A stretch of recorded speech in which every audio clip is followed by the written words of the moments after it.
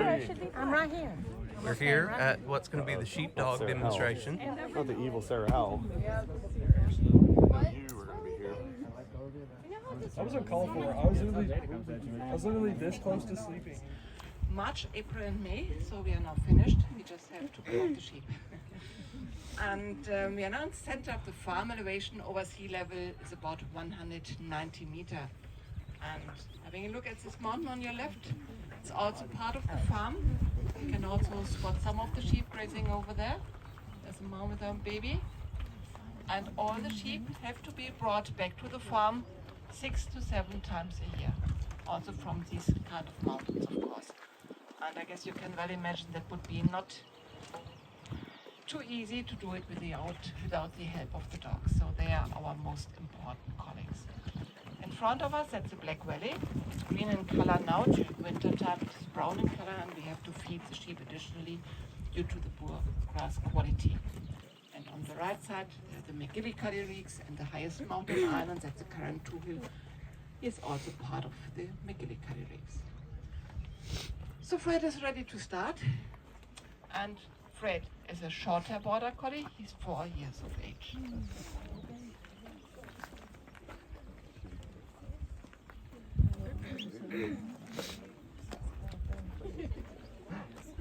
First task of Fred is to collect all the sheep in this paddock and form them into a little flock. Or like my boss likes to compare it, first of all, when you are baking a cake, you have to collect all your ingredients and then you can start baking a cake. When he did first job, as soon as he does the first job, he will move the flock according to the instructions of Johnny. And the basic commands are go left, go right, walk on, and stop. And Johnny is using voice commands and whistle commands. Fred can hear him up to a distance of 1 kilometer.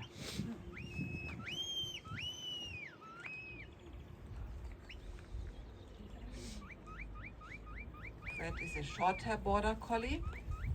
He's 4 years of age. It can take up to 2 years to train a border collie. Average working life of a border collie about 10 years, and then we start to take life more easy. Never take away a job from a healthy border collie, and they will get bored and depressed. Just reduce the amount of work.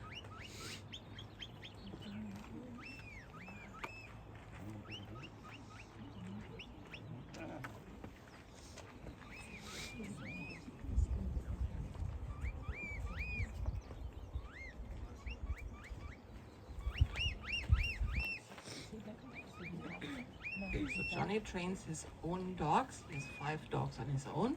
Responds to the commands of Johnny.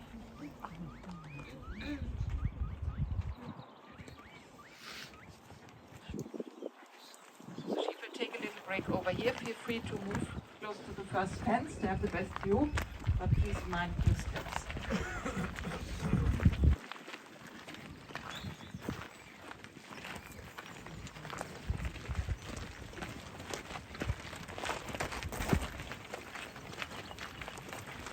Have a look at Fred now. Fred is making eye contact with the sheep. And that's the reason why the sheep respect the dog.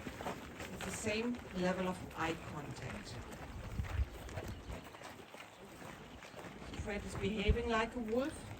It's looking like a wolf. They are lambs of the last year. And they will be first-time moms next year.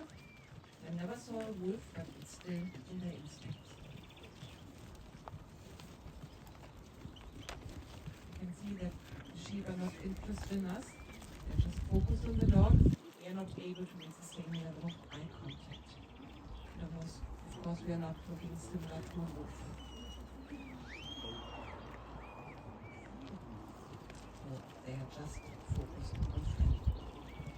The breed of the sheep, they are black-faced Scottish mountain sheep. So this is early breed. All of them have horns.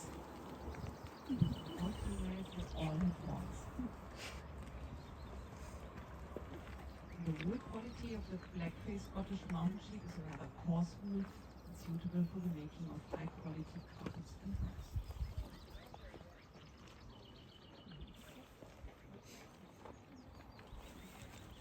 Of course, all the sheep are used to the stony and rocky ground, and the border creates a special change on that ground. By the way, every dog is only allowed to make 2 demonstrations a day. We change the dogs, and of course we also change the sheep. So it's not a demonstration flock. They do not respond to the commands. They are just here to wait for the shearing. A few of them are already shorn, and then they will go back to the mountains. And another little group will come in for the same purpose. We have a special order in the shearing, so we are starting. Waiting for the sheep.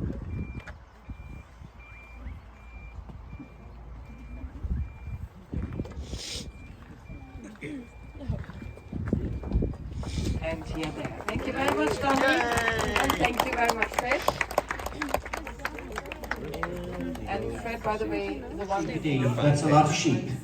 And the Guinness Book of World Record for sheep shearing was set a few years ago, where the record was 991 sheep in 9 hours. Now, you'll see when Evan is shearing the sheep, he always keeps rotating them and moving them around. That way it's easy on Evan and it's easy on the sheep.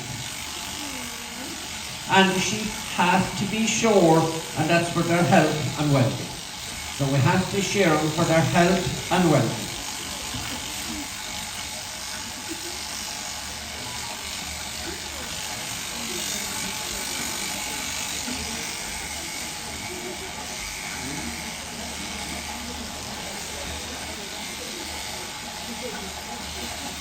Now, there's like 1,000 different breeds of sheep throughout the world, and every breed of sheep produces a different type of wool. So the wool from those sheep go directly for the making of high quality wool carpets or sweaters.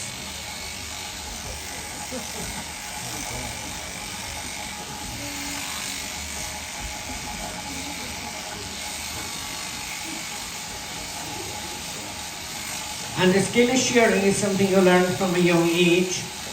And you can see the way Evan makes sure the sheep feel calm and relaxed. That's very, very important. And remember, when he's shearing the sheep, he's always ready for the unpredictable. And the unpredictable is the animal will jump up and run out the door.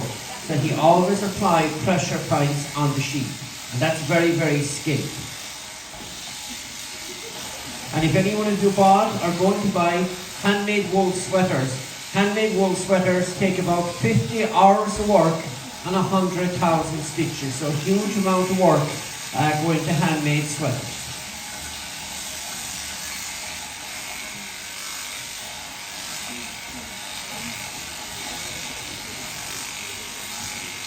And the wool goes to the United Kingdom for washing and processing.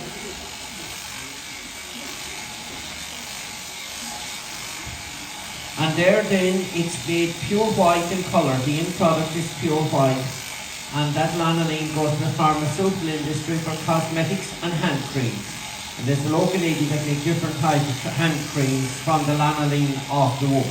And when you go into a pharmacy or a cosmetic store and buy cosmetics, they all contain some percent of lanolin. Because if there's no lanolin in the cosmetic, they will not set. And the lanolin is the setting agent in the cosmetics.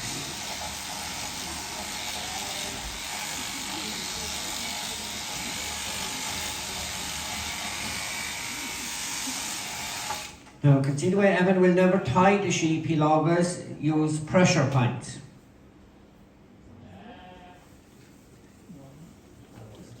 Now, the first thing he'll do is give the sheep medication for their health and well-being. And they need to get this medication 4 or 5 times a year. So the first one there, he give them a vaccination, and he give them medication just like a cough bottle mixture, and that's for their health and well-being. And if you don't give the sheep medication, they won't live, they'll have a shorter lifespan.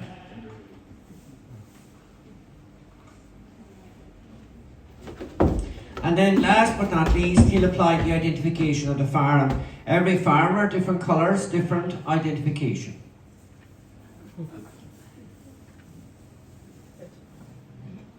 So we stamp the letter K for Kisan on their right side, red on their back side. And then next farmer use green or blue, so every farmer, different colours, different identification.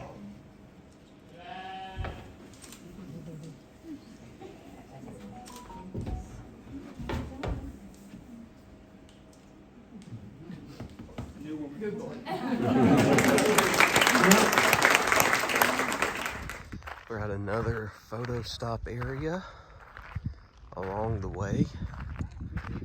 Still going through the Ring of Kerry. This one is actually called the Ladies' View because when Queen Victoria came and stayed a couple days in Killarney and also went through the Ring of Kerry, this is where her ladies in waiting kind of stood, and they loved it so much that they actually named this spot after them. Got the stream running along the path here. It said it was about a 5-minute walk to get to the waterfall, and so far this walk has been nothing but uphill. So I think I'm going to enjoy the way down a whole lot better than I'm enjoying the way up. Places like this that really make me appreciate these tours. In looking at the itinerary for today, the thing I was most excited for was the Sheepdog presentation. And that's got to be the 4th or 5th best thing that happened today because of all of these beautiful natural sights that we just had no clue we were going to see. Alrighty, we've been stopped in traffic. Are you actually vlogging? For a solid 30 minutes. And the reason I needed to vlog this is because nobody's angry. Nobody's honking. Nobody's out of their car, and you can see the horse. You see horses? We got horses. This is like the greatest accident of all time. If you rank accidents, like this is that's how you know this is not America. There's nobody angry. Nobody has brandished any kind of firearm, and nobody's moving. So I came in and I have my own seat for dinner with my name misspelled, which is fantastic. And I have some candles, and I've got a special wine glass. Alrighty, here's the dinner menu for tonight. Alright, so got my meal here, turkey and ham and some mashed potatoes. Looks like some brown gravy, and then we got vegetables for the table again. Got some different ones in there. You can see broccoli and longer green beans compared to what it was last night.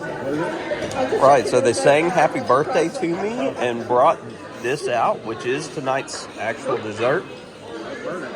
And then the group got me a card which says happy birthday in Gaelic, and then on the inside it says happy birthday to you in Gaelic, with everybody except Doug signing it. And back in the room to end yet another day. There's Eddie, the educator. He went with me everywhere. Very, very tired. Very long day. But another good birthday. And I'm very, very thankful for all my family, all my friends, and all of our subscribers that support us. Truly thankful and appreciate each one of you. Until next time, what's your why?